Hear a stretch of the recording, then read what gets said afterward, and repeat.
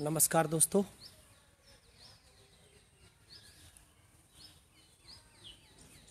आज की चर्चा पिछले दिनों हुई चर्चा का ही कंटिन्यूएशन होगा, जिसमें हम लोग गांधी बनाम अंबेडकर पर बातचीत कर रहे थे।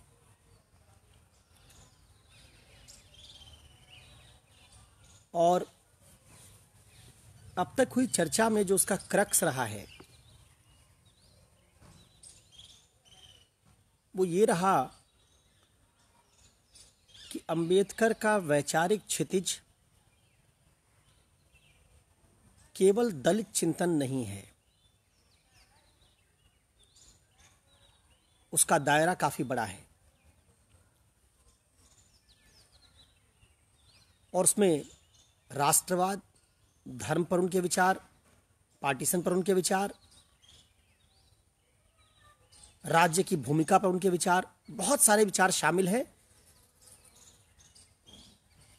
जिनको उतनी प्रसिद्धि नहीं मिली जितना उनके दलित चिंतन को मिली। दूसरे चर्चा सत्र में हम लोगों ने गांधी और अंबेडकर की तुलना की और ये समझने की कोशिश की कि अंबेडकर और गांधी के विचारों में मूल अंतर क्या है और वो अंतर क्यों है। थोड़ी सी दार्शनिक बात थी जिसको मैंने आपको समझाया कि जब भी कोई विचारक होता है, विचारक को अंग्रेजी में आइडियोलॉग कहते हैं।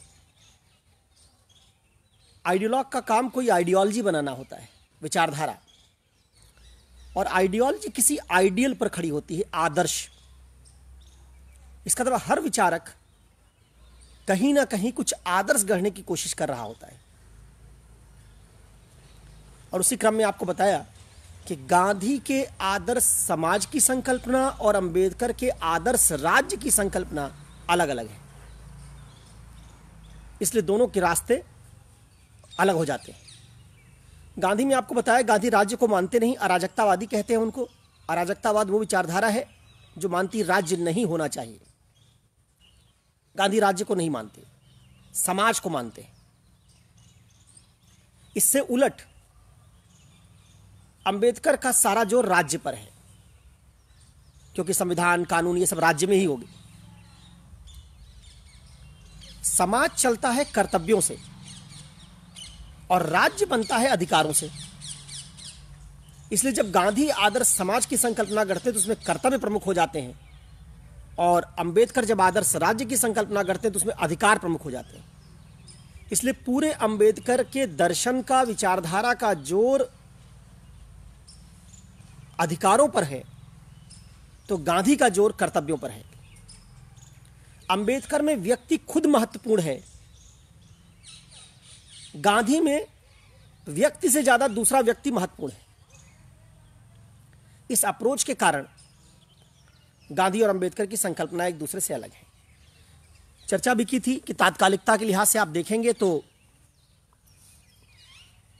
अंबेडकर ज्यादा प्रभावशाली लगेंगे, दीर्घकालिक वैचारिक परिप्रेक्ष्य में गांधी का प्रभाव महत्वपूर्ण हो जाता है। इसके लिए उदाहरण दिया था आपको कि अंबेडकर का विजन भी तब तक सफल नहीं होगा जब तक उसमें गांधी को जोड़ न दिया जाए। एक उदाहरण दिया था अंतरजातीय विवाह का, कि असल में भारत में जाति प्रथा कब खत्म होगी। असल में भारत में जाति प्रथा तब खत्म होगी जब विभिन्न जातियों के बीच अंतरजातीय विवाह होने शुरू हो जाएंगे। एक सवर्ण लड़की का एक शूद्र लड़के से विवाह हो जाए, अब उससे पैदा होने वाली संतान को कहां मानेंगे आप, किस जाति में रखेंगे? फिर उसके संतान का विवाह किसी और दूसरे सवर्ण या शूद्र से हो जाए तो 2-3 पीढ़ियों के बाद कौन किस जाति का है इसका पता लगाना मुश्किल हो जाएगा। पूरी जाति विवाह पर टिकी हुई है। जब तक विवाह की संस्था मजबूत बनी रहेगी और एक जातियों के भीतर विवाह होते रहेंगे, तब तक जाति की संस्था को तोड़ना संभव नहीं है। मैंने कहा था कि कौन किससे विवाह करेगा इसको आप कानून बनाकर नहीं तय कर सकते। तो ये कब होगा? ये तभी होगा जब हिंदुओं में, सवर्ण हिंदुओं का हृदय परिवर्तन हो जाए। अच्छा, जब मैं ये बात कहता हूं तो ऐसा मत सोचिएगा कि विवाह केवल सवर्ण लोग ही सवर्णों में करते हैं। दलित जातियां भी अपनी जातियों में ही विवाह करती हैं। कोई पिछड़ा पटेल या यादव होगा, वो भी अपनी बेटी की शादी किसी दलित से नहीं करेगा। इसलिए ना न्याय के कई लेयर्स हैं। तो जब हम लोग अक्सर सुनते हैं पिछड़ा दलित सब गठजोड़ हो गया और कहा कि न्याय चाहिए न्याय चाहिए, तो न्याय इतनी आसान चीज़ नहीं है। हम सब अपने अलग अलग स्तरों पर अन्याय कर रहे होते हैं। तो कई बार न्याय की जो समझ आपकी बनी होती है वो राजनीतिक है। राजनीतिक न्याय की अवधारणा और वास्तविक न्याय की अवधारणा में बड़ा अंतर है। पिछड़ों का दलितों के साथ व्यवहार उतना ही खराब है जितना सवर्णों का दलितों के साथ है। अभी एक दिन एक अपने बहुत प्रिय विद्यार्थी हैं राहुल, उनके साथ चर्चा करते हुए उनके एक जवाब में मैंने ये बात कही भी थी कि दलितों के साथ होने वाले अन्याय में पिछड़ी जातियों की भागीदारी काफ़ी है। तो इतना आसान मामला नहीं, ये सब कैसे दूर होगा? इस सब को दूर करने के लिए हृदय परिवर्तन होना होगा। अब आज मैं यहीं से बात आगे बढ़ाऊंगा। किसी ने सवाल पूछा, 2-3 सवाल लूंगा, उसके बाद फिर मैं जो बात कहना चाहता हूं उस पर आऊंगा।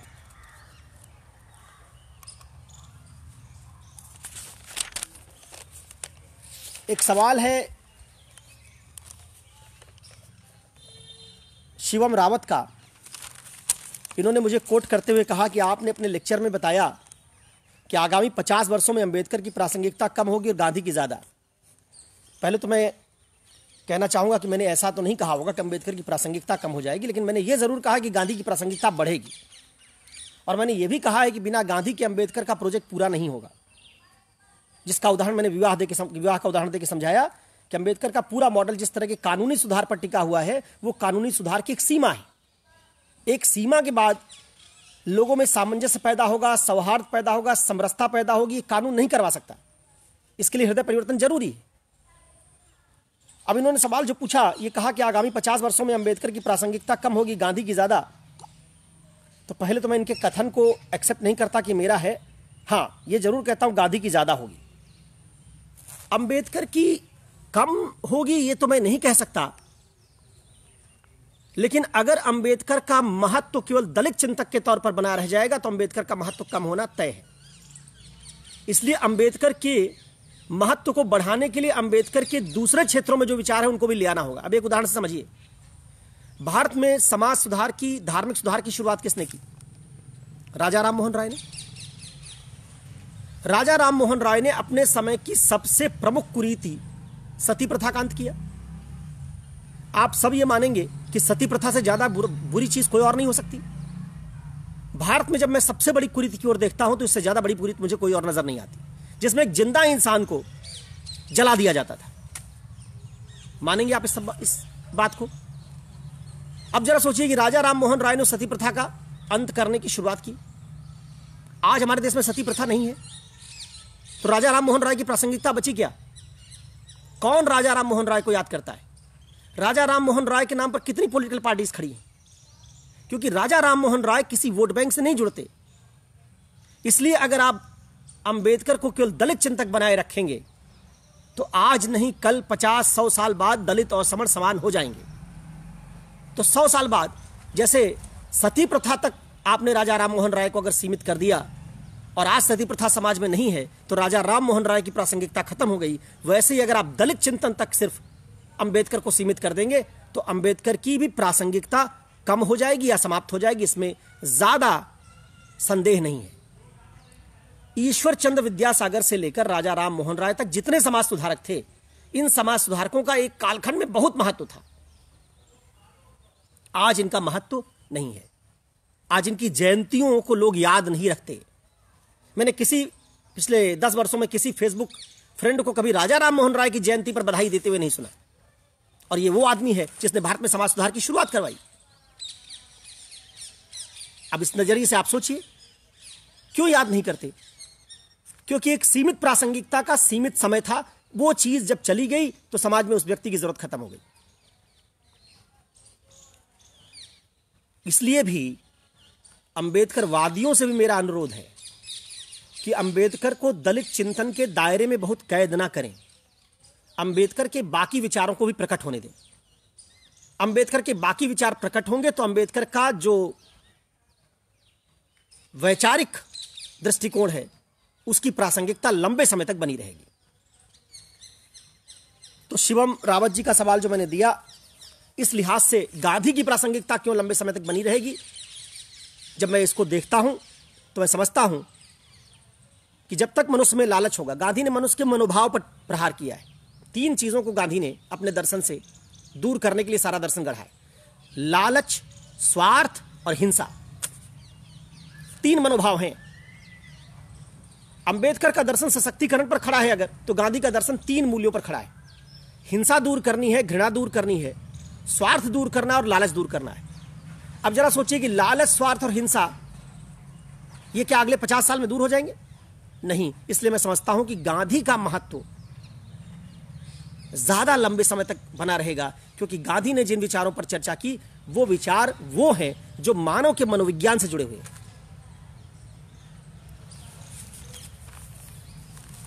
दूसरा सवाल पूछा है सरयू द्विवेदी ने। ये कहते हैं कि आरक्षण से एक खाई पैदा हुई, अंबेडकर का बहुत योगदान है, सब स्वीकार कर लिया, लेकिन आरक्षण ने खाई पैदा की। इस खाई के कारण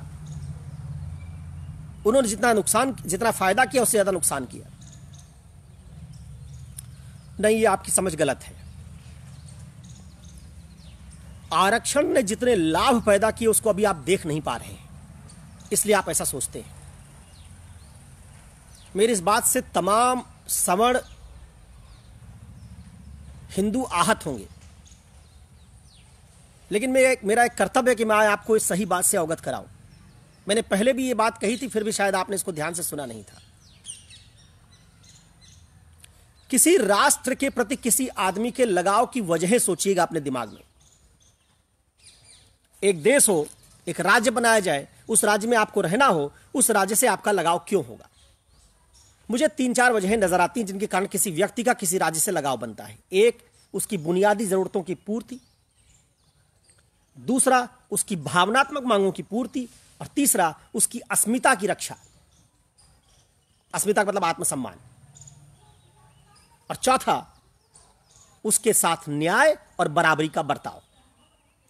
4 बातें जिस राज्य में नागरिकों को मिलती हैं, उस राज्य में उन नागरिकों का राज्य के साथ भावनात्मक लगाव बनता है। जैसे पाकिस्तान से बहुत सारे हिंदू भागना चाहते हैं, फिर तो हिंदू भी सब देशद्रोही हैं।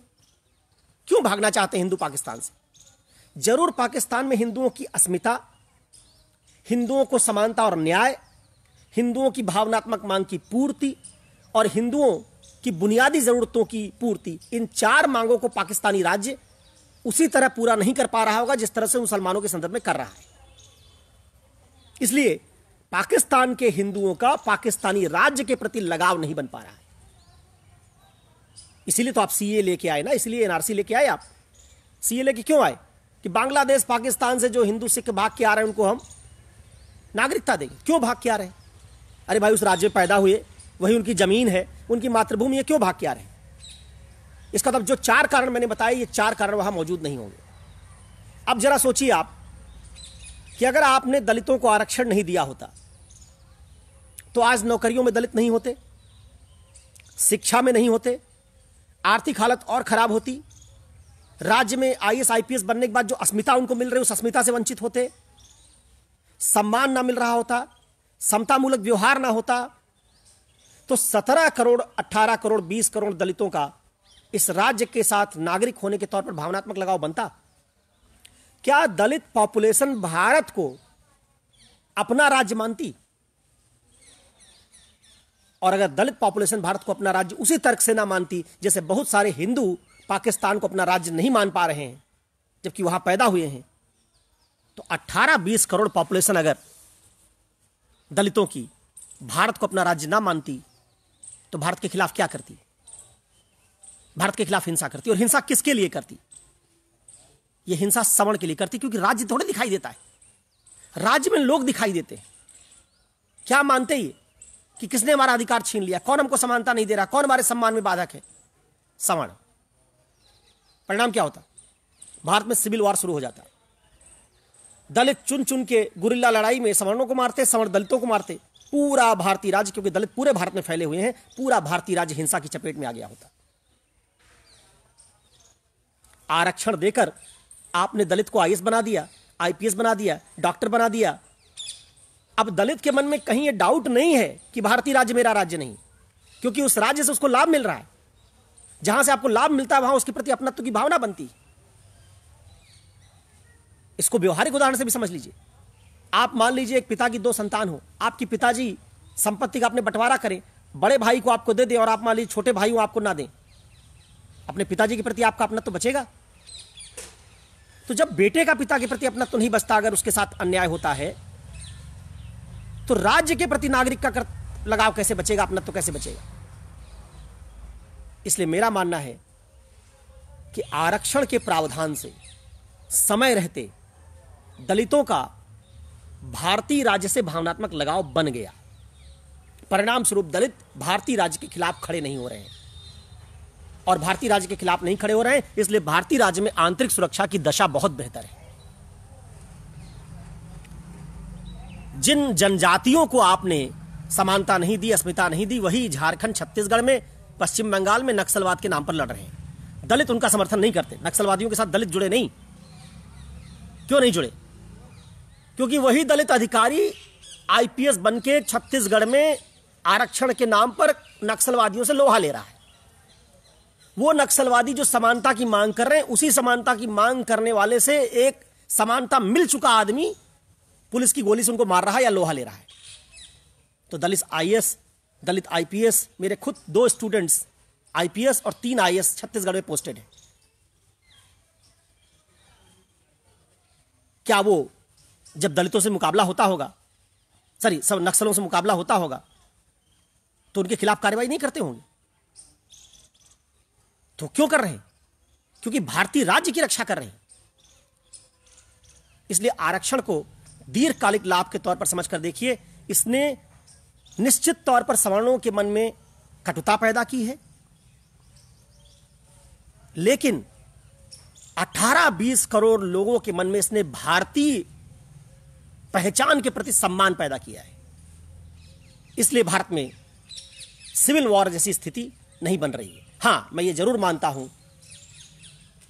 कि जब जो जातियां जो सशक्त होती जाए, पिछड़ों में जैसे मैं तमाम जातियों को समझता हूं सशक्त हो गई हैं, अब वो पिछड़ेपन का शिकार नहीं है, उनको स्वतः धीरे धीरे आरक्षण छोड़ने की मुहिम शुरू करनी चाहिए। जब जो जातियां शैक्षिक रूप से, दलितों के संदर्भ में बात नहीं कह रहा हूं, अभी पिछड़ों के संदर्भ में कह रहा हूं, कई राज्य हैं, आप में से जिन्होंने मंडल कमेटी की रिपोर्ट पढ़ी होगी, मंडल कमीशन की रिपोर्ट पढ़ी होगी, आप जानते होंगे कि सामाजिक और शैक्षिक पिछड़ेपन के आधार पर मंडल ने आरक्षण दिया था। और सामाजिक पिछड़ेपन को पहचाना कैसे था, शैक्षिक पिछड़ेपन को पहचाना कैसे था, इसको भी आपने पढ़ा होगा। नहीं पढ़ा तो जरूर पढ़िएगा। वो शैक्षिक पिछड़ेपन के आधार आज बहुत सारी जातियों में नहीं है, लेकिन सिर्फ जातीय उपनाम होने के कारण ये आरक्षण ले रहे हैं। तो जैसे सरकार ने एक स्कीम चलाई थी कि जो लोग सशक्त हैं वो सिलेंडर अपना छोड़ दें, सब्सिडी छोड़ दें। सब्सिडी सबके लिए नहीं है। ठीक वैसे ही बहुत सारे लोगों को स्वार्थ और लालच के कारण सशक्त होने के बावजूद, शैक्षिक रूप से सशक्त होने के बावजूद आरक्षण नहीं लेना चाहिए। जब ऐसा होगा तो आरक्षण के प्रति जो कटुता बन रही है कुछ वर्गों में, वो और खत्म हो जाएगी। लेकिन यहां सवर्णों से भी एक बात कहूंगा, आरक्षण का आपको इतना ही विरोध है तो आर्थिक आधार पर आरक्षण क्यों ले लिया? विरोध करते इसका तो असल में है क्या? जहां हमको लाभ मिलता वहां हम सब स्वीकार कर लेते हैं, तब हमारा वैचारिक विरोध खत्म हो जाता है। और जहां लाभ नहीं मिलता वहां हम उसके खिलाफ खड़े हो जाते हैं। कल को अगर सारे सवर्णों को आरक्षण की सूची में शामिल कर लिया जाए, एक विरोध नहीं करेगा। तो जब तक आप ईमानदारी और निष्पक्षता से इस डिस्कोर्स को नहीं लेकर आएंगे, तब तक आप बात पर सही जनमत निर्मित नहीं कर पाएंगे। आरक्षण ने बहुत फायदा पहुंचा है, इसको नुकसान की दृष्टि से मत देखिए। इसने पिछड़ों को, दलितों को राज्य की उस मुख्य धारा में जोड़ा है जहां आज ये भारतीय राज्य पर अपनी दावेदारी समझते हैं। भारत के प्रति उनके मन में उतना ही प्रेम है जितना किसी सवर्ण के मन में होता है। आज अगर हमारे देश पर कोई मुल्क अंग्रेजों की तरफ फिर से हमारे मुल्क पर कब्जा कर ले और फिर से स्वतंत्रता आंदोलन चले, तो जब भारत का स्वतंत्रता आंदोलन चल रहा था उसमें आप पाएंगे ब्राह्मण नेता बहुत हुआ करते थे। क्योंकि ब्राह्मण राष्ट्रवाद और राष्ट्रीय भावना सबसे ज्यादा जुड़े थे, क्योंकि राष्ट्र से सबसे ज्यादा लाभ उनको मिल रहा था। क्षत्रियों ब्राह्मणों को सबसे ज्यादा लाभ मिलता था, इसलिए स्वतंत्रता आंदोलन में उनकी भागीदारी ज्यादा थी। आज अगर कोई देश हमको गुलाम बना ले, आज आजादी की लड़ाई हो, आप पाएंगे दलित और पिछड़े इस लड़ाई में फोर फ्रंट पर होंगे, क्योंकि आज दलितों और पिछड़ों के मन में भी भारतीय राष्ट्र के प्रति वही भावना पैदा हो गई है जो भावना कभी छोटे समूह के वर्ग में हुआ करती थी। तो आरक्षण ने राष्ट्रीय एकता और अखंडता को मजबूत किया है। आरक्षण से राष्ट्र के प्रति प्रेम की भावना का विस्तार हुआ है, इसलिए इसकी कुछ कमियों के बावजूद नुकसानदायक नहीं मानना चाहिए। अब इस बात के बाद अगर आप ये बात समझ पाए, तो किसी ने सवाल पूछा है कि अंबेडकर ने बौद्ध धर्म क्यों स्वीकार कर लिया जब अंबेडकर ने हिंदू संस्कृति के बारे में इतनी बढ़िया बातें कही थी।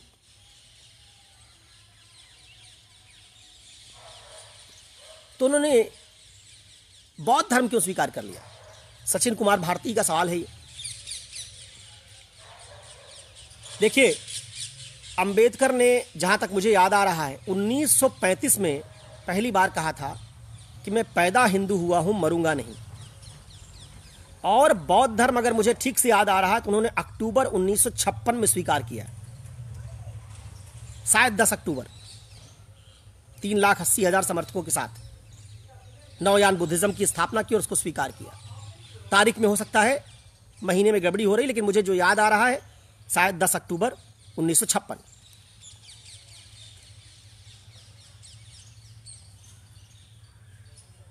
जरा सोचिए कि अंबेडकर ने 21 साल क्यों इंतजार किया। अंबेडकर इस्लाम में नहीं जाएंगे तय था, अंबेडकर क्रिश्चियन नहीं बनेंगे तय था। कितना किसके लिए इंतजार किया 21 साल? किसके लिए लिखते रहे कि आप सुधर जाइए? 21 साल अंबेडकर ने केवल हिंदू धर्म की कुरीतियों पर लिखा, सुझाव दिए कि अमुक अमुक चीज बदल लीजिए। मैंने कहा है, धनंजय कीर की किताब का जिक्र किया था पिछले अपने भाषण में, लेक्चर में, उसको पढ़िए। सावरकर और मुंजे के साथ उनका संवाद हो रहा है, लेकिन हिंदुओं ने अपनी कुरीतियों को नहीं छोड़ा। और जब हिंदुओं ने अपनी कुरीतियों को नहीं छोड़ा, जबकि अंबेडकर लगातार हिंदुत्व के खिलाफ लिख रहे थे कि उसमें गड़बड़ियां हैं, उनको दूर किया जाना चाहिए, इसका मतलब अंबेडकर शुभचिंतक थे, चाहते थे कि हिंदू धर्म अपने आप को सुधार ले। जब ऐसा नहीं हुआ, तब 21 साल के वेट के बाद अंबेडकर ने अंततः बौद्ध धर्म स्वीकार किया। इसलिए मेरा मानना है कि अंबेडकर के बौद्ध धर्म स्वीकार करने के पीछे अंबेडकर का अपना मत कम, हिंदू समाज में ना सुधरने की इच्छा, हिंदुओं में से प्रगतिशील नेताओं का सामने आकर दलित विमर्श के साथ संवाद स्थापित ना कर पाना, अंबेडकर की मांगों की तरफ राज्य को ले जाने की कोई इच्छा ना दिखाई देना, ये सब शामिल रहा है। इसलिए मुझे लगता है कि बौद्ध धर्म स्वीकार करने के बाद, और अगर आपने बौद्ध धर्म भी देखा उनका, तो उनका बौद्ध धर्म नवयान है। वो परंपरागत बौद्ध धर्म से अलग है, नया यान है। कई बार लोगों को लगता है कि महायान बुद्धिज्म अंबेडकर ने स्वीकार किया होगा। महायान बुद्धिज्म को अंबेडकर बहुत बेहतर नहीं मानते, उसकी कुछ खूबियों के बावजूद, क्योंकि महायान बुद्धिज्म में पूजा पाठ होता है। तो ये बात अगर आप समझेंगे तो समझेंगे कि अंबेडकर बौद्ध धर्म में एक मजबूरी के कारण जा रहे हैं। जो मजबूरी जिस धर्म में पैदा हुए उसमें जगह ना मिलने के कारण बन रही है। अच्छा, अंबेडकर के साथ किसी एक जाति ने दुर्व्यवहार किया, ऐसा नहीं है। आज ही मेरी बात हो रही थी, एक दलित नेता है, उनसे तो बातचीत में जिक्र आया कि जब अंबेडकर बड़ौदा के महाराज के यहां नौकरी करने आए तो एक पारसी ने अपने मकान से उनको निकाल के फेंक दिया था, जबकि वो अपना नाम वहां बदल कर रह रहे थे। पारसी प्राय बहुत लिबरल माने जाते हैं। अंबेडकर जब इंग्लैंड गए तो वहां भी उनके साथ बहुत अच्छा व्यवहार नहीं था। तो इसका मतलब है कि कोई धर्म अंबेडकर को संतुष्ट नहीं कर रहा था। उन्होंने देखा था कि ब्रिटिश इतने तार्किक होने के बावजूद भारत में रंगभेद कर रहे हैं, स्त्रियों को मत का अधिकार नहीं दे रखा है। तो बाकी धर्मों की कमजोरियों से भी अंबेडकर अच्छी तरह परिचित थे। बुद्धिज्म को स्वीकार करने का शायद यही कारण था कि वो समझते थे कि बुद्धिज्म में व्याख्या के लिए स्कोप है। आत्मदीपो भव वाला जो मामला है उसमें आप बुद्धिज्म में नई व्याख्या कर सकते हैं। हिंदू धर्मशास्त्रों पर जिस तरह की जकड़न थी पुरोहितों की, वो नई व्याख्या के लिए किसी दलित के लिए स्कोप ही नहीं छोड़ रहे थे। अगर ऐसा किया होता उन्होंने तो शायद अंबेडकर ने हिंदू धर्म नहीं छोड़ा होता। तो आपका जो सवाल था सचिन जी, वो मैंने आपको बताया। अब सवाल विनयशील ने जो दो पूछे हैं, बड़े वैचारिक सवाल हैं, उनका किसी संक्षिप्त चर्चा में उत्तर दे पाना मेरे लिए संभव नहीं। उन्होंने सवाल पूछा है, पूंजीवाद या औद्योगिक क्रांति के बाद गांधी के मॉडल को लागू कैसे किया जा सकता है। और एक सवाल उन्होंने पूछा है, लोकतंत्र के साथ गांधी के मॉडल को कैसे सामंजस्यपूर्ण बनाया जा सकता है। इन दोनों सवालों पर मेरे दिमाग में विजन है।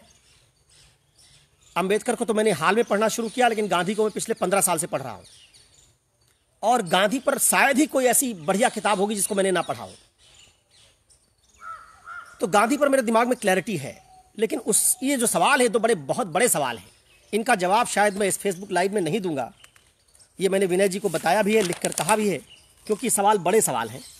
अच्छा, इस सवाल से मिलती जुलती एक बात मैं चर्चा में आज शामिल करूंगा। ये मैं कक्षा में अक्सर पढ़ाता भी हूं, और मुझे लगता है कि ये बात, जैसे अंबेडकर के विरोधियों को ये बात जाननी चाहिए कि अंबेडकर ना होते तो भारत के कई टुकड़े हो जाते। दलित अपने लिए दलित लैंड की मांग कर रहे होते आजकल, क्योंकि वो आपके राज्य में, सवर्णों के राज्य में रहना स्वीकार ना करते, क्योंकि वहां उनकी नौकरी नहीं, अधिकार नहीं, शिक्षा नहीं, लोकतंत्र आ गया होता। तो जो मिस्र में क्रांति हो रही है तहरीर स्क्वायर पर, वो दलित क्रांति कर रहे होते भारत में। तो अंबेडकर का शुक्रगुजार होइए सवर्ण लोग कि उन्होंने भारत को तहरीर स्क्वायर बनने से रोक दिया। कृतज्ञ रहिए। अब वैसे ही मैं बात करूंगा गांधी पर। गांधी मुझे बहुत प्रिय है, इसलिए मैं इसमें कोई बात छुपाऊंगा नहीं कि गांधी से मेरा लगाव है। गांधी में कमजोरियां हैं, कमियां हैं। मैंने कहा है आपको, कोई दार्शनिक ऐसा नहीं दुनिया में जो परफेक्ट हो। हमने आज तक कोई आदर्श दर्शन नहीं ढूंढा है, इसलिए मत सोचिएगा कि मैं गांधी का प्रवक्ता हूं या गांधी की हर बात को मैं जस्टिफाई कर दूंगा। मैं आपको गांधी बताना चाहता हूं। आइए, जैसे मैंने आरक्षण ना होता तो क्या होता, अंबेडकर ना होते तो क्या होता, ये बात समझाई, वैसे मैं आपको समझाना चाहता हूं कि अगर गांधी ना होते तो क्या होता।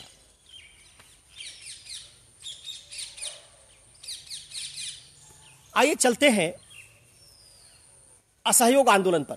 यह मेरा बड़ा लोकप्रिय और मेरा बड़ा प्रिय उदाहरण है जो मैं अक्सर कक्षा में देता हूं। दो उदाहरण मैं कक्षा में देता हूं, उन उदाहरणों को मैं समझाने की कोशिश कर रहा हूं। असहयोग आंदोलन पर चलिए। असहयोग आंदोलन भारत में हो रहा है। लक्ष्य क्या है इसका? इसका लक्ष्य है भारत की आजादी। भारत की आजादी से बड़ा कोई लक्ष्य आप सोच सकते हैं? एक राज्य के तौर पर इससे बड़ा लक्ष्य, इससे पवित्र लक्ष्य और कुछ नहीं हो सकता। अंग्रेज हमारे साथ दुर्व्यवहार कर रहे हैं, रंगभेद कर रहे हैं, हमारा शोषण कर रहे हैं, अन्यायी है। ठीक वैसे जैसे सवर्ण दलितों का शोषण कर रहे थे, अन्यायी थे, वैसे अंग्रेज हमारा शोषण कर रहे थे राज्य के तौर पर। तो जैसे दलितों में आक्रोश पैदा होता है सवर्णों के शोषण से, वैसे भारतीयों में भी आक्रोश पैदा हो रहा था। अब जब ये आक्रोश पैदा हुआ तो असहयोग आंदोलन शुरू हुआ कि भाई अंग्रेजों को असहयोग किया जाए। लेकिन क्या कहा गांधी ने? इतने बड़े लक्ष्य के लिए क्या कहा गांधी ने? गांधी ने कहा कि आंदोलन होगा साध्य पवित्र है। ध्यान रखिएगा, साध्य, साध्य मतलब लक्ष्य, लक्ष्य पवित्र है तो साधन भी पवित्र रखना होगा। और कहा कि आंदोलन अहिंसक होगा। आंदोलन शुरू हुआ, पवित्र साध्य के लिए शुरू हुआ आंदोलन, लेकिन साध्य दूसरा इस्तेमाल कर लिया। चौरी चौरा में इस आंदोलन के समर्थकों में से कुछ ने एक पुलिस थाने में आग लगा दी, चौकी में आग लगा दी। 22-24 पुलिस वाले जल के मारे गए। देश में सोचिए क्या उत्साह रहा होगा, उन्माद रहा होगा। 1857 में तो कुछ राजा रजवाड़े भाग ले रहे थे स्वतंत्रता आंदोलन में। इस बार जनता उतरी थी सड़क पर, स्टूडेंट्स उतरे थे कॉलेज छोड़ के, वकील उतरे थे वकालत छोड़ के। 24 पुलिस वाले जला के मार दिए गए थे।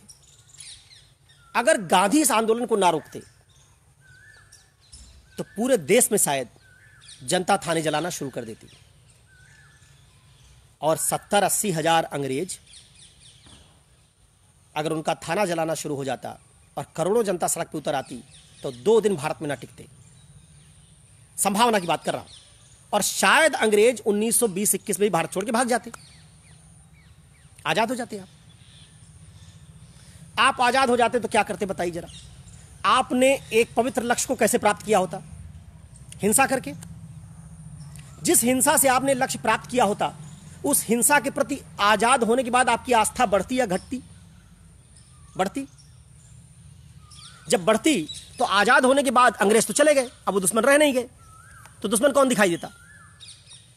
मुसलमान, दलित, हिंदू, तमिल, तेलुगु, अलग अलग वर्ग, क्योंकि अलग अलग वर्ग की ग्रीवांस थी।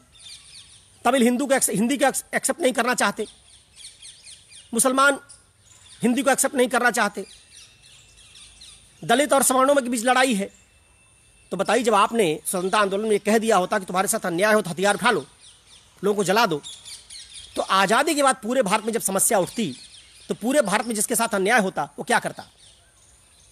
अपने विरोधी को जला देता, आग लगा देता, गोली मार देता, सर काट देता। आप उसको रोक पाते?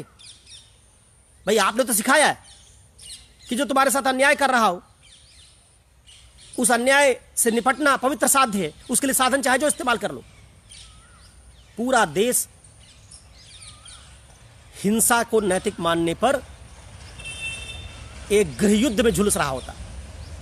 नहीं पढ़ा है जिन्होंने, उन्होंने वो फ्रांस की क्रांति पढ़ लें, पढ़े कि 1789 से कैसे क्या क्या हुआ फ्रांस में। और रॉब्सपियर जो नेता था क्रांति का, उसको भी गिलोटिन पे चढ़ा दिया।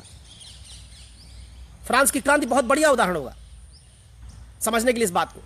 फ्रांस 150 साल तक, 100 साल तक, 150 साल तक हिंसा से जूझता रहा। भारत में हिंसा की एक संस्कृति बनी होती तो आप भूख हड़ताल ना करते, आपके साथ कुछ अन्याय होता। जो भूख हड़ताल आप करते हैं, इस भूख हड़ताल का कोई कल्चर था क्या भारत में? नहीं। आपके साथ कुछ होता तो भूख हड़ताल, धरना, प्रदर्शन, मोमबत्ती निकालते थोड़े, ये लोकतांत्रिक तरीके थोड़े आपको आते थे। आप सीधे किसी को गोली मारते और सब गोली मारते, पूरे भारत में सब गोली मारना शुरू कर देते एक दूसरे को। इतनी घृणा होती कि इस भारतीय राज्य में इतनी हिंसा के बीच में इस राज्य को बचाना मुश्किल होता। गांधी ने क्या किया? उस आदमी का साहस देखिए, गांधी का। आदमी अपनी इमेज की चिंता करता है। क्या किया गांधी ने? गांधी ने आंदोलन वापस कर लिया। आंदोलन वापस लेने पे गांधी की ख्याति बढ़ी क्या? अरे लोग गांधी को गाली दे रहे थे, स्टूडेंट गाली दे रहे थे, वकील गाली दे रहे थे, कांग्रेस गाली दे रही थी, क्रांतिकारी गाली दे रहे थे। सब कह रहे थे कि आपने फेल कर दिया हमारे लक्ष्य को। अपयश गांधी को मिल रहा था, लेकिन उसके बावजूद गांधी डट कर खड़े हैं कि आंदोलन नहीं चलेगा। परिणाम क्या हुआ? भारत में असहयोग आंदोलन को वापस लेने से तय हो गया कि कितना भी पवित्र लक्ष्य हो, हिंसा को इजाजत नहीं दी जाएगी। अगले 1947 में आजाद होने से पहले अगले 26 साल भारतीयों ने लाठी खाना सीखा, भूख हड़ताल करना सीखा, धरना देना सीखा, सत्याग्रह करना सीखा। क्या बढ़ी भारतीयों में से? अहिंसा। क्या बढ़ी? सहिष्णुता। लाठी खाता हूं मैं, अब प्रतिरोध नहीं कर रहा हूं, तो क्या बढ़ रही है? सहिष्णुता। हम मार खाते रहे, अंग्रेजों से पिटते रहे, जलील होते रहे, लेकिन भूख हड़ताल करते रहे। और केवल हम नहीं, पूरी कांग्रेस पार्टी को गांधी के रास्ते पर चलना पड़ा। परिणाम क्या हुआ? अगले 26-27 साल में भारत में लोकतांत्रिक विरोध के तरीके हमने सीख लिए। जब भारत आजाद हुआ, भारत में लोकतंत्र ले आया गया, लोकतंत्र राजनीतिक प्रणाली के रूप में आया और लोकतांत्रिक तरीका हमने पहले सीख लिया था। तो क्या हुआ, भारत में जब जब दिक्कत हुई, नवजात राज्य थे हम, सबने भविष्यवाणी की थी कि दुनिया में यह राज्य सफल नहीं होगा। भारत जितनी विविधता वाला कोई भी राज्य जिसने हिंसा से आजादी पाई हो, उसकी आधी विविधता वाला भी कोई राज्य आज दुनिया में सफल नहीं है। या तो वहां तानाशाही है, या वहां अभी भी हिंसा चल रही है, आप ढूंढ लीजिएगा। भारत की 1/4 आबादी वाला भी, इसकी 1/4 विविधता वाला भी कोई राज्य ऐसा सफल नहीं हुआ है दुनिया में। भारत आजाद हुआ, भारत के लोगों को भूख हड़ताल की आदत पड़ चुकी थी, क्योंकि हमने पूरे आज़ादी की लड़ाई में, असहयोग आंदोलन के बाद यही किया था। लाठी खाने की आदत पड़ गई थी, इसलिए भारत में तमाम तकलीफ आई। लेकिन भारतीयों ने लोकतांत्रिक तरीके से उन चीज़ों का समाधान किया। बातचीत करने की हमको आदत पड़ी। अंग्रेजों और गांधी के बीच बातचीत चलती रहती थी, तमाम समूहों के बीच बातचीत चलती रहती थी, तमाम ग्रुप थे जो स्वतंत्रता आंदोलन में सहमत नहीं होते थे, उनके बीच भी बातचीत होती रहती थी। तो बातचीत का कल्चर बना था। आज़ादी के बाद यही बातचीत का कल्चर, विरोध करने का अहिंसक तरीका, इसने भारतीय राज्य को बिखरने नहीं दिया। और आज हम एक राज्य के तौर पर मजबूत होकर खड़े। बात समझ में कम आए तो दूसरा इसी के साथ बात सुनिएगा। हम भी भारतीय हैं, जो आज पाकिस्तान है ये भी भारतीय थे, ये भारतीय थे। ठीक है, 2 साध्य थे भारत की आजादी की लड़ाई के समय। एक साध्य उन लोगों का है जो हिंदुस्तान चाहते थे, दूसरा साध्य उन लोगों का था जो पाकिस्तान चाहते थे। थोड़ी देर के लिए मान लेते हैं कि पाकिस्तान भी पवित्र साध्य था और हिंदुस्तान भी पवित्र साध्य था। थोड़ी देर के लिए मान लेते हैं, दोनों नैतिक थे। एक ने क्या तरीका चुना, एक ने असहयोग आंदोलन में हिंसा होने पर साध्य के पवित्र होने के बावजूद आंदोलन वापस ले लिया, और दूसरे ने सीधे कहा कि लड़ के लेंगे पाकिस्तान। लोग कौन से थे? एक दिन मैंने क्लास में चर्चा करते हुए कहा था, आपके साथ बातचीत करते हुए, कि लोग वही हैं जिनकी संस्कृति एक रही है। सिंधु सभ्यता के हम लोग भी अनुयायी, हम लोग भी उसी के, अगली पीढ़ी के लोग, उनका भी वही। हमारे यहां भी आर्य आए, उनके यहां भी। हमारा भी गुप्त काल है, उनका भी। हमारी भी गांधार कला, कुषाण कला, उनकी भी। नालंदा तक्षशिला में हमारे यहाँ एक विश्वविद्यालय, उनके यहाँ, सब तो एक ही बात है। बुद्धिज्म इसी धरती पर पनपा, हमारा भी इतिहास है, उनका भी है। एक ही संस्कृति के लोग। लेकिन राज्य लेने के लिए तरीके कितने अपनाए? 2। एक ने कहा लड़के लेंगे पाकिस्तान, और एक ने कहा लड़ाई होगी तो भारत की आजादी को भी नहीं लेंगे।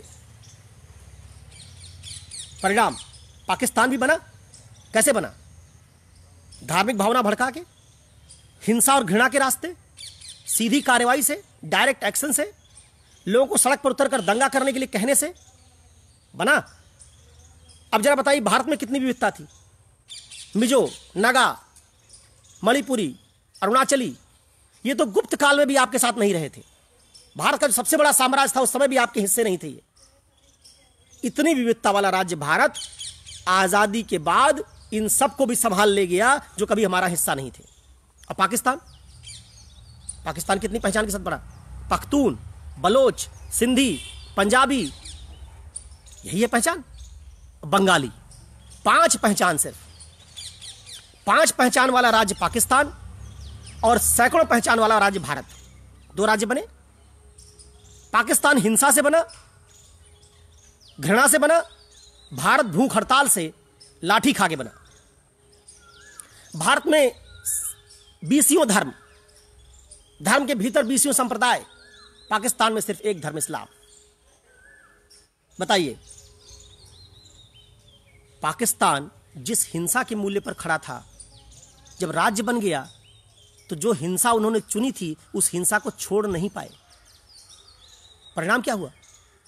भारत में जब समस्या आई तो हमने भूख हड़ताल की, इसलिए हमको विरोध करने का तरीका आता था। एक दूसरे से संवाद कर लेते थे, समस्याओं को बातचीत से सुलझाते थे, क्योंकि गांधी ने इसकी नींव डाल दी असहयोग आंदोलन को वापस लेके, कि हम हिंसा के सहारे नहीं, भूख हड़ताल और बातचीत के सारे मामले हल करेंगे। लेकिन जब बंगाल और पंजाब के बीच लड़ाई हुई पाकिस्तान में, उर्दू और बंगाली को लेकर, बंगाल की पॉपुलेशन ज्यादा थी, बंगाल से प्रधानमंत्री बनता, तो पाकिस्तान में पंजाबी लोग पंजाबी आदमी प्रधानमंत्री बनाना चाहते थे, उर्दू बोलने वाले को बनाना चाहते थे। जब झगड़ा हुआ तो चूंकि पाकिस्तान के पास बातचीत का, भूख हड़ताल का, धरना प्रदर्शन का कोई तरीका नहीं था, परिणाम क्या हुआ? परिणाम हुआ कि अपनी आज़ादी के बाद सिर्फ 24 साल बाद पाकिस्तान दो हिस्सों में टूट गया। आज़ाद होने के बाद भारत का भूमि क्षेत्र बढ़ा है, गोवा हमारे साथ आ गया और भी क्षेत्र हमारे साथ जुड़े, सिक्किम हमारे साथ आ गया। अब पाकिस्तान का क्षेत्र घटा है। क्यों घटा? क्योंकि पाकिस्तान ने लोकतंत्र अपनाया तो, लेकिन लोकतंत्र उनको आता नहीं था। लोकतंत्र चलता है विरोध की आजादी देने से, लोकतंत्र चलता है अहिंसक तरीकों से बातचीत करने से। यह पाकिस्तान के नेताओं को पता नहीं था। मुस्लिम लीग में सारे नेता नवाब थे, जिन्ना 2 ही साल मर गए। तो आजाद होने के बाद पाकिस्तान 2 भागों में टूट गया और सैकड़ों पहचान वाला भारत नहीं टूटा। दूसरी बात देखिए, भारत में सेना आई किसके अंतर्गत? सिविलियन कंट्रोल में। अब पाकिस्तान किस पर खड़ा था? हिंसा के मूल्य पर। हिंसा करने की क्षमता सबसे ज्यादा किसकी होती है? सेना और पुलिस की। इसलिए पाकिस्तान में पाकिस्तानी सिविलियन कंट्रोल में नहीं गए। पाकिस्तान किस में गया? सेना की कंट्रोल में। पाकिस्तान में सेना मजबूत हुई क्योंकि पाकिस्तान ने अपनी आजादी की लड़ाई में हिंसा को चूज किया था। तो सबसे ज्यादा हिंसा करने वाला संगठन उनके यहां सबसे मजबूत संगठन है। भारत ने अहिंसा को चुना था, इसलिए भारत में सेना हमारे सिविलियन कंट्रोल में काम करती है। कहते हैं लोग कि पाकिस्तान दुनिया का एकमात्र राज्य है जहां सेना के पास राज्य है। जब एक ही संस्कृति हमारी थी, बौद्ध, जैन, गुप्त, मौर्य, तो आखिर 2 राज्यों का पथ इतना अलग अलग कैसे हो गया? दोनों की ट्रेजेक्टरी जितनी अलग अलग कैसे हैं? मैं मानता हूं कि इसमें अंतर गांधी का है। पाकिस्तान को गांधी नहीं मिला, पाकिस्तान को जिन्ना मिले, पाकिस्तान को मुस्लिम लीग मिली, जिन्होंने साध्य का महत्व तो रखा, पाकिस्तान की आजादी का महत्व तो रखा, लेकिन साधन पवित्र नहीं चुना।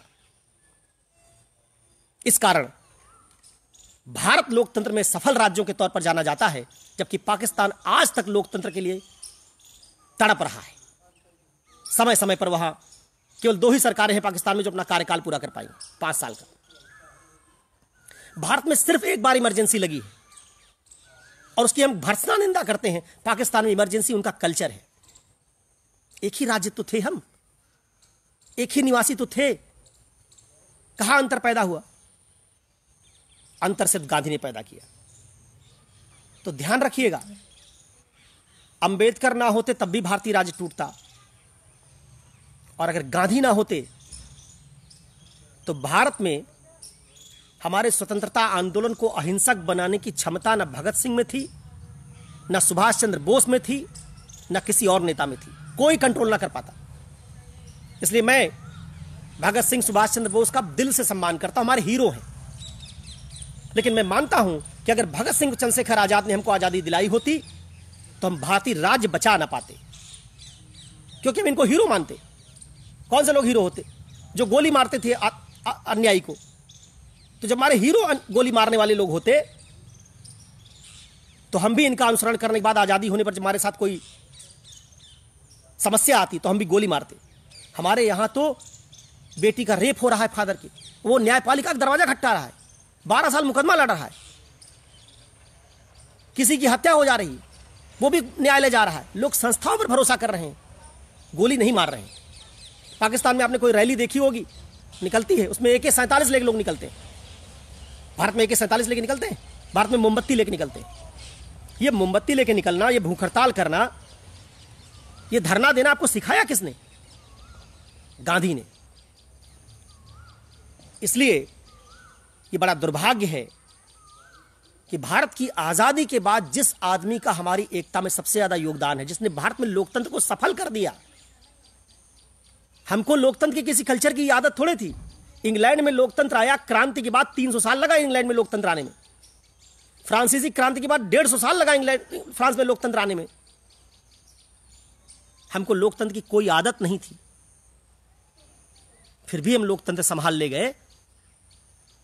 जो वेनेजुएला में नहीं संभला, जो लैटिन अमेरिका में नहीं संभला, चे गुवेरा को मानने वालों से नहीं संभला, वो सिर्फ एक आदमी की बदौलत है। उस आदमी का नाम है मोहनदास करमचंद गांधी। तो अगर गांधी ना होते तो भारत में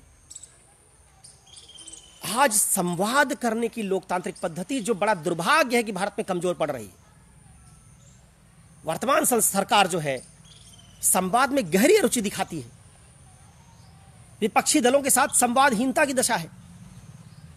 सरकार लोगों के साथ बल प्रयोग कर रही है, गलत है। ये गांधीवादी मूल्य नहीं है। आप 70-71 साल जिस कारण इस देश को बचा पाए वो इस देश की सहिष्णुता है। इसलिए गांधी का जितना महत्व स्वतंत्रता आंदोलन में था, गांधी का उससे ज्यादा महत्व हमारे आजाद होने के बाद रहा है। इस बात से मैं हमेशा कक्षा में पढ़ाता हूं इस बात को और समझाता हूं। मैंने खूब पढ़ा है, सारे वामपंथी राज्यों का ट्रेजेक्टरी देखा है, यूरोप की ट्रेजेक्टरी देखी है, और बहुत विचार करने के बाद मैं इस निष्कर्ष तक पहुंचा हूं कि भारत में लोकतंत्र की सफलता में सबसे बड़ा योगदान गांधी का है। तो पहले भाग में हम लोगों ने अंबेडकर के योगदान की चर्चा की, दूसरे भाग में गांधी के योगदान की चर्चा की। इससे मैं कहना यह चाहता हूं कि हमको गांधी और अंबेडकर दोनों चाहिए। गांधी इस देश का हृदय है, जिसमें सहिष्णुता, प्रेम हो, दुश्मन तक के लिए घृणा का भावना हो। यही घृणा गांधी सवर्णों के दिमाग से भी हृदय परिवर्तन से निकालना चाहते थे। बिना हिंसा का सहारा लिए, बिना कानूनी उपायों का सहारा लिए, चाहते थे कि लोग समझा बुझाकर, जैसे अंग्रेजों से हम लड़ाई लड़ रहे हैं वैसे ही हम सवर्णों से भी लड़ाई लड़े। दुर्भाग्य रहा कि कांग्रेस ने इस बात पर बहुत ज्यादा सक्रिय रूप से प्रयास नहीं किया आजादी की लड़ाई के समय, और एक ज्यादा पॉपुलर दलित मूवमेंट अंबेडकर चला रहे थे, जिसमें एग्रेशन ज्यादा था, आक्रामकता ज्यादा थी, और जो समुदाय पीड़ित होता है उसको पहले तुरंत न्याय चाहिए होता है। इसलिए अंबेडकर की वैचारिकी के प्रति दलित रुझान वैसे भी ज्यादा रहा। फिर भी मैंने कहा था कि हमको अंबेडकर का मस्तिष्क चाहिए। अंबेडकर रैशनल आदमी है। भारत में जब मैं रैशनलिटी के लिहाज से सोचता हूं तो दो महापुरुषों को मैं पाता हूं कि बड़ा मैं इनसे प्रभावित होता हूं, एक विवेकानंद और दूसरा अंबेडकर। 21-22 साल का एक आदमी जो दलित हो, जिसके पढ़ने लिखने में समाज कोई सहयोग ना कर रहा हो, उसकी मेधा सोचिए क्या रही होगी। सवर्ण नहीं जा पा रहे थे जमींदारों को छोड़ के विदेश पढ़ने, एक दलित आदमी विदेश पढ़ने चला जाता है। बहुत सारे यहां फेसबुक के फ्रेंड कहेंगे कि उनको महाराजा ने भेजा था। अरे महाराजा ने भेजा होगा, लेकिन एडमिशन तो देगी कोलंबिया, तभी तो भेजेंगे, छात्रवृत्ति मिलेगी तभी तो भेजेंगे। और सिर्फ पढ़ता ही नहीं है, किस पर कलम नहीं चलाई, अर्थव्यवस्था पर लिखा, भारतीय संस्कृति पर लिखा, शूद्र कौन थे उनकी किताब हुई और शूद्राज आप पढ़ेंगे तो वेद का किस तरह का अध्ययन है उनका देखिए, समाज शास्त्र पर उनका विचार देखिए, पार्टीशन पर उनका विचार देखिए, राजनीति पर उनका विचार देखिए, सशक्तिकरण पर उनका विचार देखिए, महिला पर उनका विचार देखिए। क्या आदमी है, कितनी बौद्धिक क्षमता रही होगी। पूरे समाज से लड़के, समाज से भी लड़ रहा है, परिस्थिति से भी लड़ रहा है व्यक्ति, और साथ में लगभग उस समय जितने भी महत्वपूर्ण मुद्दे प्रचलित थे उन सब पर अंबेडकर ने लिखा है। इसलिए मैं मानता हूं कि अंबेडकर से ज्यादा बौद्धिक क्षमता भारत में बहुत कम लोगों में उस समय थी। आजादी के बाद उसके आसपास लोहिया थोड़ा आते हैं, वैचारिक लिहाज से लोहिया में उतनी विविधता थोड़ी दिखाई देती है, लेकिन लोहिया के भी अध्ययन का क्षेत्र उतना व्यापक नहीं है। ये दो मुझे लोग बहुत पसंद हैं, लोहिया और अंबेडकर, और दोनों ने अपनी दृष्टि में हमेशा भारतीय मान्यताओं को प्रमुखता दी। ये कभी विदेश से प्रेरणा लेने नहीं गए।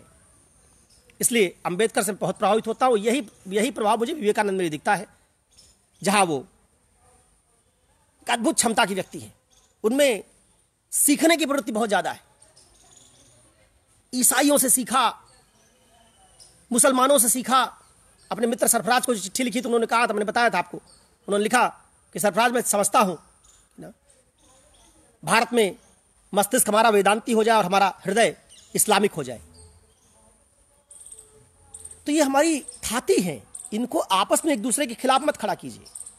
अंबेडकर और गांधी हमारी दोनों थाती हैं, दोनों से वैचारिक असहमतियां रखिए, लेकिन वैचारिक असहमति होने के बावजूद इनके मूल्यांकनों को समझने का प्रयास कीजिए। गांधी से मैं उनकी स्त्री विचार पर सहमत नहीं रहता हूं।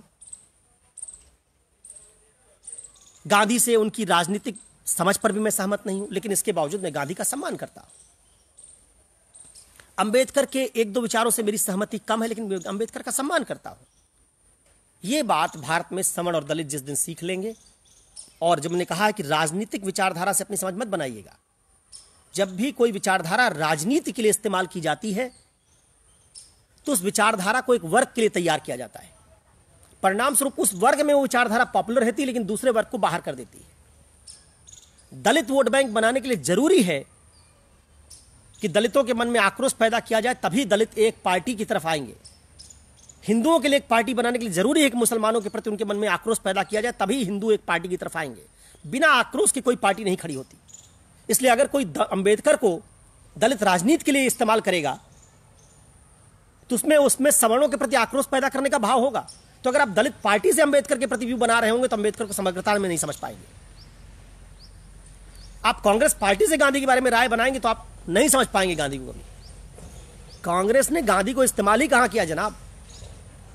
किस दिन इस पर बात करूंगा। नेहरू और गांधी के वैचारिक जो विभाजन है, उनकी फॉल्ट लाइन्स हैं। फिर से नेहरू और गांधी दोनों महान हैं, लेकिन नेहरू और गांधी दोनों बिल्कुल अलग अलग हैं। और नेहरू ने आजादी के बाद गांधी को बहुत कम इस्तेमाल किया।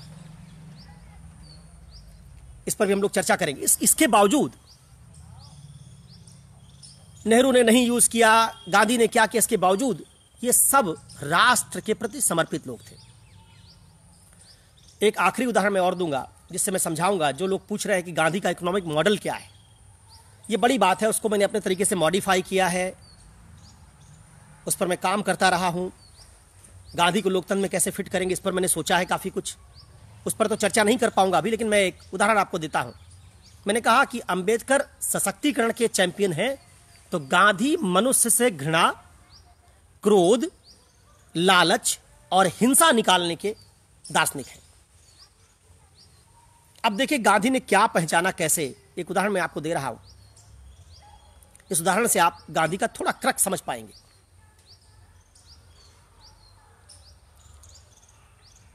अब स्क्रीन पर मुझे एक सवाल दिख गया।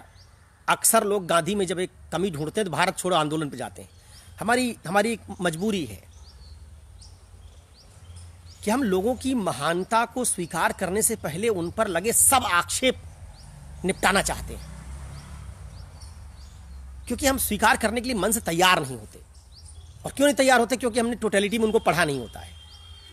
भारत छोड़ो आंदोलन के बारे में भी बता दूं आपको। अगर आप सवाल ये पूछ रहे हैं गांधी ने वहां हिंसा का समर्थन क्यों किया, गांधी ने कहा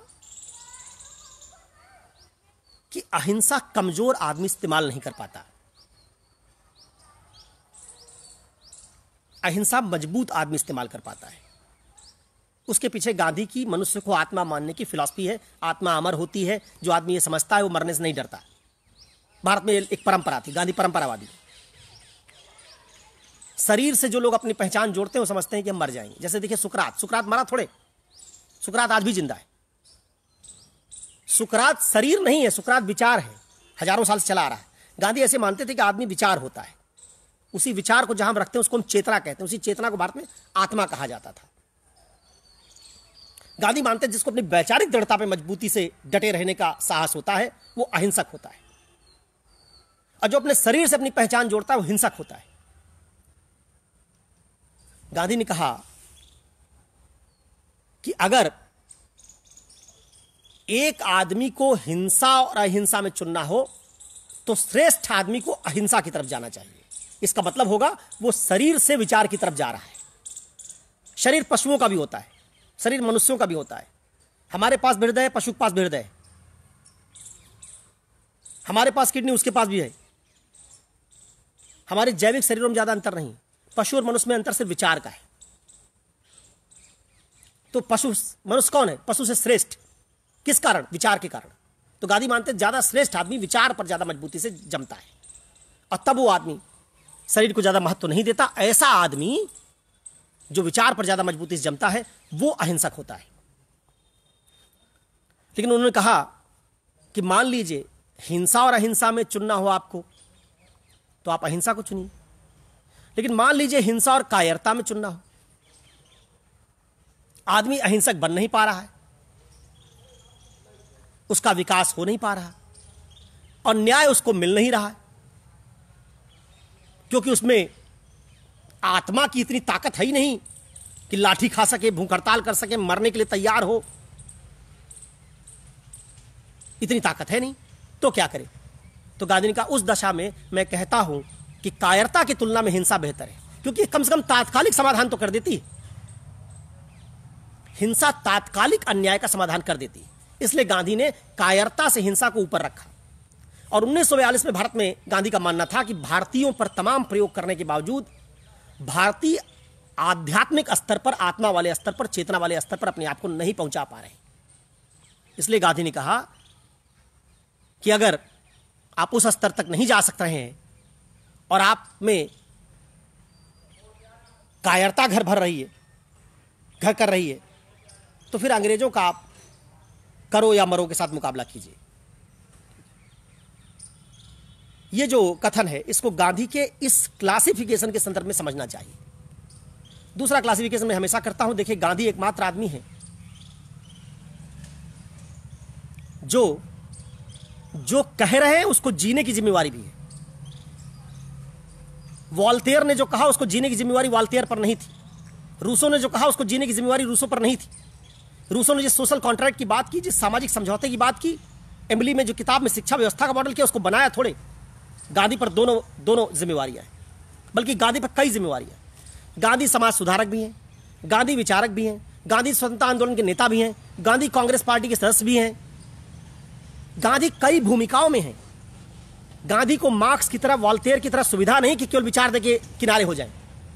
तो गांधी जब मनुष्य के तौर पर उस विचार को हाड़ मांस के साथ जी भी रहे हैं, तब एक दर्शन को व्यवहार में लाने में कई बार कठिनाई आएगी, क्योंकि यह काम दुनिया में किसी और ने नहीं किया, जिसने अपने दर्शन को कंप्लीटली खुद ही जिया भी हो।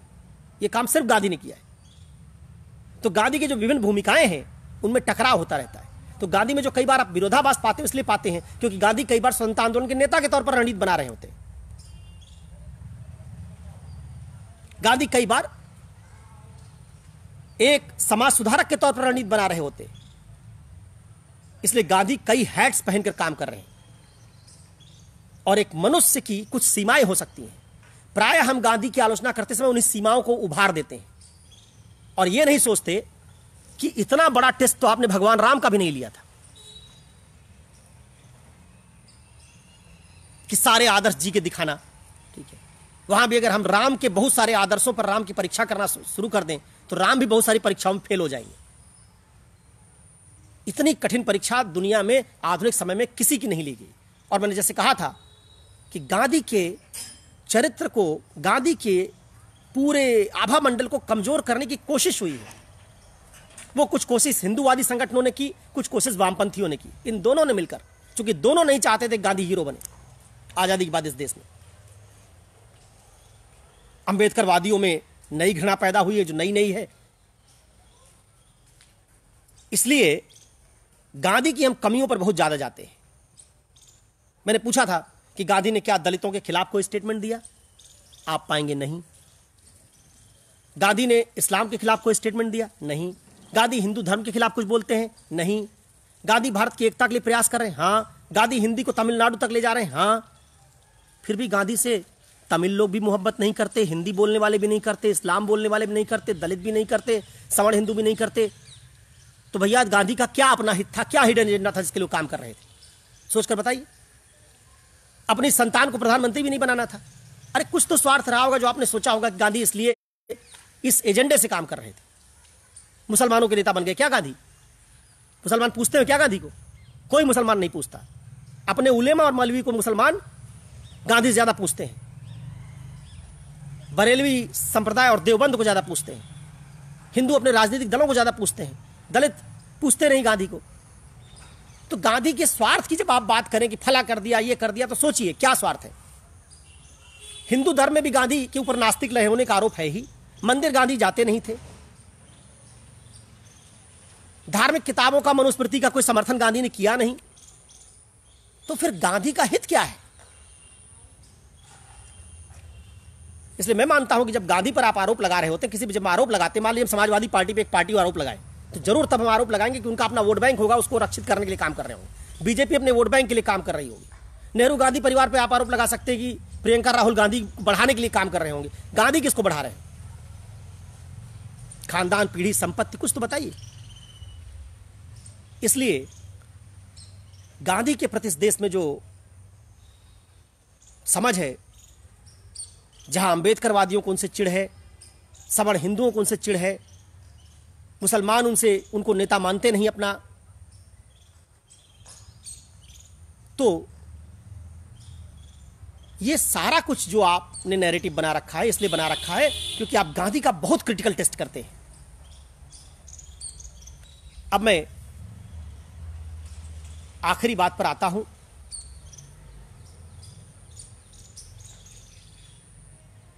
इस आखिरी बात में मैं आपको गांधी का मॉडल क्या है उसके दो उदाहरण समझाता हूं। गांधीवाद होता तो क्या होता हमारे देश में, और वो नहीं है तो कैसा मॉडल है।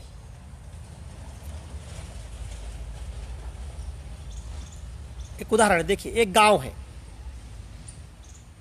उस गांव में दो तरीके से अर्थव्यवस्था बनाई जा सकती है। एक, वो गांव अनाज उत्पादित करे, अपनी जरूरतों को कम रखे, आत्मनिर्भर हो, स्वनिर्भर हो, और सारी जरूरतें उसी गांव में पूरी हो जाए, इसलिए उस गांव से बाहर उनकी कोई जरूरत हो ही ना। स्वायत्त किस्म का गांव। इस पर थोड़ा बाद में चर्चा करेंगे, पहले दूसरे वाले गांव को दिखा दे। दूसरा, यही गांव वाले सोचें कि हमारे पास रुपया पैसा आए, सामान खरीदे, भौतिक संपत्ति खरीदे। एक दूसरा आइडिया। अब जब दूसरा आइडिया होगा तो गांव वालों को अनाज नहीं बोना पड़ेगा, तब वो नकदी फसल लगाएंगे, क्योंकि वो अनाज खाने के लिए नहीं, पैसे के लिए खेती कर रहे हैं। अब जरा देखिए गांव कैसे होगा। गांधी के समय का गांव समझिए। नकदी फसल गांधी के समय कौन सी थी? कपास। तो गांव क्या उपजाएगा? कपास। गांव में कपास पैदा किया जाएगा। अब कपास खाएंगे तो आप है नहीं, तो क्या होगा? कपास पैदा करेंगे, एक व्यापारी कपास खरीदने के लिए आएगा। व्यापारी कौन होता है? लालची आदमी। किसके लिए व्यापार कर रहा है? लाभ कमाने के लिए। क्या चाहेगा? कपास का ज्यादा मूल्य किसान को मिले या कपास का ज्यादा मूल्य व्यापारी को मिले? यही चाहेगा, कपास का ज्यादा मूल्य व्यापारी को मिले। अब कपास का ज्यादा मूल्य व्यापारी को कब मिलेगा? जब वो किसान को कम देगा। किसान को कम कब देगा? जब किसान से झूठ बोलेगा। क्या झूठ बोलेगा? गांधी के समय अगर किसान को झूठ बोलना होता व्यापारी को, तो यही कहता कि दुनिया के बहुत सारे मुल्कों में, मिस्र में फला फला जगह कपास की बहुत बढ़िया फसल हो गई, इस साल भारत के कपास को कोई पूछ नहीं रहा है, ये तो मैं चला आया तुम्हारे गांव में खरीदने, नहीं तो कोई आता भी नहीं। अब जो किसान कपास पैदा करके बैठा है, लोन लिया हुआ है, ऋण लिया हुआ है साहूकार से, बीज खरीदा है ऋण लेके, लगाने में उसमें पैसा लगा है, उसको ऋण चुकाना है, उसके पास उस कपास को रख के इंतजार करने का समय नहीं, इसलिए क्या करेगा? औने पौने दाम पर उस व्यापारी को कपास बेच देगा। बिक गया कपास। कितना पैसा मिला किसान को? बहुत कम। क्यों? क्योंकि उसमें असुरक्षा भरी गई कि इस साल तुम्हारी फसल का कोई मूल्य है नहीं। इतना कम पैसा मिला कि उससे शायद अपना पूरा ऋण चुका के अपनी पूरी जरूरतें भी पूरी नहीं कर पाएगा। चलिए आगे बढ़ाइए बात को। देखिए कैसे लालच बढ़ा। लालच बढ़ा तो झूठ आया, व्यापार आया, लालच आया, झूठ आया, धोखा आया, सब कुछ शामिल हो रहा है। अब ये व्यापारी जो गांव आया था क्या करेगा? सारे कपास को ऐसे छोटे छोटे गांवों से इकट्ठा करके बड़े व्यापारी के पास शहर ले जाएगा। शहर में कोई बड़ा व्यापारी उस कपास को खरीदेगा। बड़ा व्यापारी क्यों है? ये बड़ा व्यापारी इसलिए है क्योंकि बड़ा झूठ बोलता है। जितना बड़ा झूठ बोलेगा उतना बड़ा व्यापारी बनेगा। ये क्या करेगा? ये छोटे व्यापारी से झूठ बोलेगा, कहेगा अरे शेयर बाजार का दाम तो लुढ़क गया। उस समय शेयर बाजार होता था। आज तुम लेके आए, आज ही शेयर बाजार गिर गया, कपास का मूल्य गिर गया। अभी व्यापारी गाड़ी वाड़ी पे लाद के बैलगाड़ी और गाड़ी पे लाद के कपास पहुंचा है, बारिश वारिश हो जाएगी, खराब हो जाएगा, क्या करेगा? मजबूरी में है, ये उस बड़े व्यापारी को कपास कम दाम पर बेच देगा। बड़ा व्यापारी ने क्या किया? फिर लालच के कारण छोटे व्यापारी से झूठ बोला। पूरी सभ्यता में देखिए कैसे झूठ फैलता जा रहा है। अब बड़ा व्यापारी क्या करेगा? बड़ा व्यापारी सारे कपास को किसी गोदाम में रखेगा, गोदाम बनवाना पड़ेगा, उसमें पैसा लगाएगा, निवेश करेगा, फिर उसका बीमा करवाएगा, बीमा कंपनी खड़ी हो गई, गोदाम खड़ा हो गया, फिर उस गोदाम की सुरक्षा के लिए पुलिस चाहिए, पुलिस खड़ी हो गई, उस पर टैक्स लगाने के लिए टैक्स डिपार्टमेंट चाहिए, टैक्स डिपार्टमेंट खड़ा हो गया। क्या बन रहा है? राज्य, इसी को राज्य कहते हैं। पुलिस, टैक्स खड़ा हो रहा है, उसके लिए आवागमन का संसाधन चाहिए जो बंदरगाह तक ले जाए उस कपास को, नेटवर्क चाहिए, पूरा सारा ढांचा खड़ा होता जा रहा है। फिर क्या करेगा बड़ा व्यापारी? ये बड़ा व्यापारी उस कपास को अपने गोदाम से बंदरगाह तक भेजेगा, माल भाड़ा देगा, बंदरगाह पे जहाज पे लादा जाएगा, उस जहाज पे लाद के कपास ले जाएगा जाएगा इंग्लैंड, इंग्लैंड में वहां से उतार के पहुंचेगा मैनचेस्टर, लिवरपूल, वहां बनेगा कपड़ा, कपड़ा बन के फिर वही कपड़ा जो कपास बेच के, कपास से पैदा हुआ है, वापस ले आया जाएगा भारत जहाज पे लाद के। अब बताइए, इस पूरी प्रक्रिया में कपास का मूल्य कई गुना बढ़ गया, उसकी लागत बढ़ती जा रही। अब वो कपड़ा जो पहुंचा, भारत क्या कहाँ रहता है उस समय? 90% भारत गांव में रहता है, तो जो कपड़ा बना कहाँ बिकेगा? गांव वाला खरीदेगा। तो जो गांव का किसान कपास बेच के बैठा है, कुछ रुपया इकट्ठा करके, इंग्लैंड से बना कपड़ा वापस आया, सूती वस्त्र, उसी को खरीद लिया। खरीदने में पूरे परिवार के लिए कपड़ा भी नहीं जुटा पाया, सारा पैसा खत्म हो गया। जो ऋण लिया है बीज के लिए नहीं दे पाया, खाने पीने की जरूरत नहीं पूरी कर पाया, तो क्या करेगा? खेत का एक आध हिस्सा बेच देगा और ऋण ले लेगा, ऋण में जाल में फंसता चला जाएगा। पूरी दुनिया में एक मॉडल ऐसा है। इसमें अगर ये किसान जान भी जाए कि मेरे साथ शोषण हुआ है मेरा, तो क्या करेगा? वकील चाहिए, न्यायालय में लड़ना पड़ेगा, शहर से जाए केस लड़ने न्यायालय। कपड़ा खरीदने का पैसा तो है ही नहीं, कपास बेचने के बाद वकील को कहां से देगा? तो गरीब आदमी का तय है कि उसको वकील नहीं कर पाएगा छोटा वकील कर पाएगा, धनी आदमी ज्यादा बड़ा वकील कर पाएगा। ज्यादा बड़ा वकील कौन है? वो ज्यादा बड़ा वकील भी वही जो ज्यादा बड़ा झूठ बोलता है। वहां भी बड़े आदमी का केस जीतना तय है, न्याय नहीं मिलेगा इसमें। तो गांधी का कहना है कि भाई ऐसी व्यवस्था के बजाय ये क्यों नहीं करते हो? किसी गांव में कपास की जगह आधे खेत पे अनाज उपजा लो, आधे खेत पे कपास उपजा लो। जो अनाज उपजाओ उसको खाने के लिए इस्तेमाल कर लो, बेचना तो जरूरत है नहीं, अनाज तो खाने के लिए इस्तेमाल किया है, पैदा किया है। उसका चाहे मूल्य घटे चाहे बढ़े, जो खाना है उसका मूल्य क्या करोगे लेके? और जो कपास उपजाया है, जब साल में 2 ही सीजन होंगे खेती के, तो उसी कपास को क्या करो? घर के सारे लोग खाली हैं, दे दो कपास उनको, कपड़ा तैयार कर ले, घर के सारे सदस्यों के लिए 2-2 जोड़ी कपड़े तैयार हो गए। अब जब कपड़ा तैयार हो गया, खाने के लिए अनाज है ही है, आपकी पूरी जरूरत यही पूरी हो गई,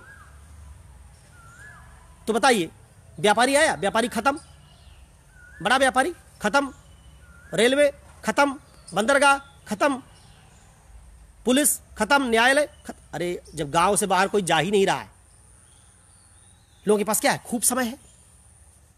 तो गांधी ने कहा 2 तरह की अर्थव्यवस्थाएं हो सकती है। एक पूंजीवादी, जिसमें पूंजी पैदा करना मकसद है, भौतिक वस्तुएं जुटाना मकसद है। उस पूंजीवादी व्यवस्था में पुलिस, न्यायालय, झूठ, लालच, शोषण, हिंसा सब शामिल होगी। और दूसरी व्यवस्था है जिसमें बुनियादी जरूरतों के लिए आप जिएंगे, सामान कम होगा, यहां भौतिक जरूरतें नहीं पूरी हो पाएंगी, फ्रिज टीवी नहीं खरीद पाओगे ज्यादा, लेकिन सुकून बहुत होगा,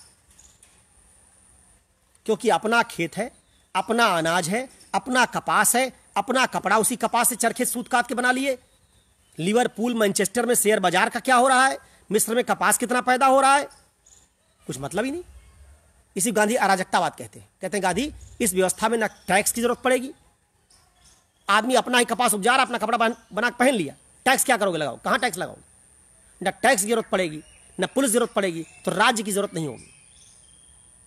स्वायत्त गांव खड़े होंगे जो अपनी सारी जरूरतें ही पूरी कर सकेंगे। अच्छा, इस गांव में अगर मान लीजिए झगड़ा हो जाए किसी 2 लोगों में, गांव के आदमी का झगड़ा शहर के व्यापारी से होता तो उसको केस लड़ने के लिए शहर जाना पड़ता, शहर का व्यापारी बड़ा वकील खड़ा करता, झूठे गवाह खड़ा करता, कई बार तारीख लगती, तब मुकदमे का फैसला होता।